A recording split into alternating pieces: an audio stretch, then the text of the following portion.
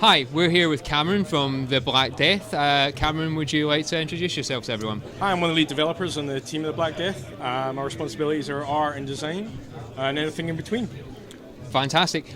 Would you like to tell everyone a little bit more about the Black Death? Not the actual Black Death, but the sure, game. I can do a history lesson. No? Probably Right. not what we're looking for. Okay. YouTube's great for any of that. But basically, it's a 14th century game, right? Online, profession-based. It's kind of a simulation of that kind of like plagued life. It's rampant in our game, the Black Death. Sickness is actually something within it. It's a mechanic. So most survival games they have hunger systems, thirst, hunger. We actually have infection. So you can get the sickness. You can throw up and pass it on to somebody else. The NPCs have it. Our game is rich with NPCs. We have guards, we have bandits, we have the sick themselves. We've got chickens, we've got pigs. Anything medieval-like, we've got it. You can check that box. I take it you can't play a chicken. Can't play what, sorry? You can't play a chicken. No. Okay, so the Black Death is a survival game, all right? Yeah. Correct. Online multiplayer. Okay, and would you class this as like an MMORPG? I'd say a lot of our RPGs go for the fantasy elements. Yeah. I think we're trying to keep it back. More of a role-playing game, I'd like to say. So a multiplayer role-playing survival game. That's right. Got a new genre right in there, or at least a new acronym going as it is. So how many classes have you got in Black Death? I do believe it's class-based. So we call them professions. Fair enough. Just because classes does seem to very section them off. I like to think they're a little ragtag, mix and match. Yeah. So they're based off the history themselves. So you can be a peasant, you can be a merchant, you can be a militiaman, you can be a knight. The basic classes are the militia, the merchant, and the peasant, and you can actually progress and unlock within your lineage kind of more themed classes. So if you're a merchant and you like making tools, you can have specialize in that and unlock the blacksmith. So once you've died, we do have permanent in our game. When you die, you retain some of the knowledge from unlocking the skills, and it passed down and become a blacksmith. You can focus on making those weapons instead of a pickaxe. Okay, so the game itself has progression then? It has some progression, yeah.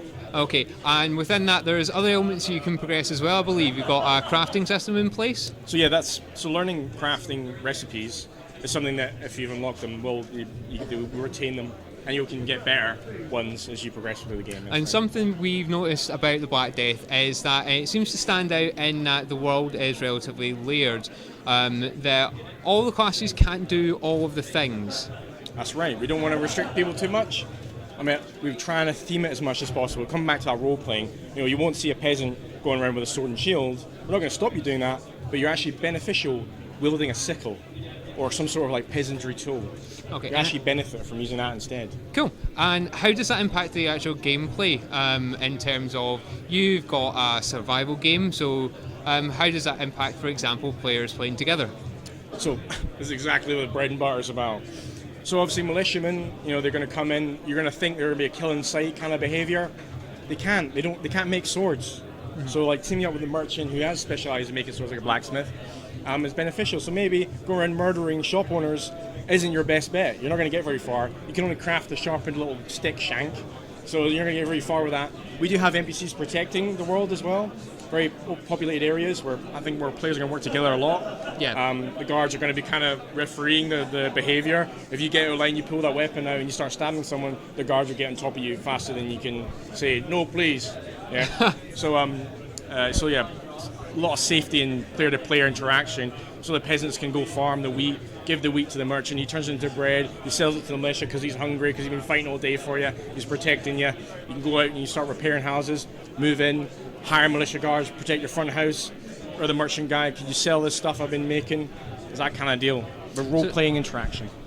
That's fantastic. How does that impact having the infection system in the game? I believe that players can give it to other players. So during early access we'll be testing this kind of functionality. We'll see how aggressive it is. But you can get infection, and you will start sneezing big first, and then as it gets progressing, if you start 100% infection, you'll die, but in between you'll start throwing up and you can pass it to another player. Oh, so am I going to get convoy from the Black Death then? Most Pretty likely. much, is that it? I'm done. Done.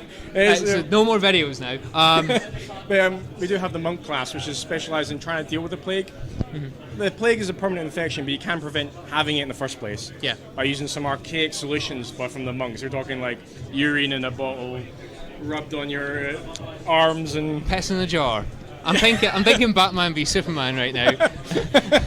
yeah, we have that kind of like archaic stuff. Like we've looked into history, and there's like, all sorts of ways of trying to get around it. As I said earlier, it seems quite layered and quite complex. How difficult has it been to layer all these elements together so that they can not only be balanced but encourage players to have a multitude of choices without forcing them down to either having a large cartel of players, which you have in a lot of survival games, or in fact just doing a zombie survival game and going, I'm not going to go near anyone because they'll kill me.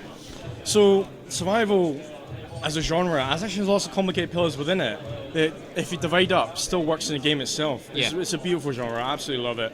And the profession class-based stuff I think is the thing that was missing from a lot of these survival experiences that allow you to really pick at those pillars. So crafting is one of them, fighting is another one. And these things, everyone just kind of takes into account they can do everything themselves perfectly. Yeah. And I think that's where the aggression comes from. I think it's like, I can handle myself, I can handle my rifle, I can shoot well, I can repair it, I can make my own castle, I can defend it. Sure, you can do that in our game, without AR rifles obviously, but having a bit of help goes a long way. Like you're having that guy who can, craft you that better sword and stuff like that. I think something that's been missing from the genre and just fits well into those 4 core kind of like the hunger system, you get hungry, so the baker makes a bread roll. It makes sense. Yeah. Oh man, she's on the bread we have in the game. Oh. We don't have a lot here Rezzed anyway as it is. So how long has the game been in development for? So we're about 8 months now. We've got 2 weeks left, but I think during early access we will be seeing a lot of roadmap stuff. And we really want to hear the feedback. We'd love to hear it. This is the first time publicly we've shown it. We're already hearing some great stuff back from the fans. So, we'd love to guys jump on the game and let us know what you think. It's role playing, so we need lots of ideas for what you can do. And talking about role playing and players playing together, that obviously is a very communal topic. What sort of community, clan, or social systems are you bringing into the game? So, creating your own servers has been number one priority. Yeah. So when people want to do with their own servers, we're going to try as much control as possible.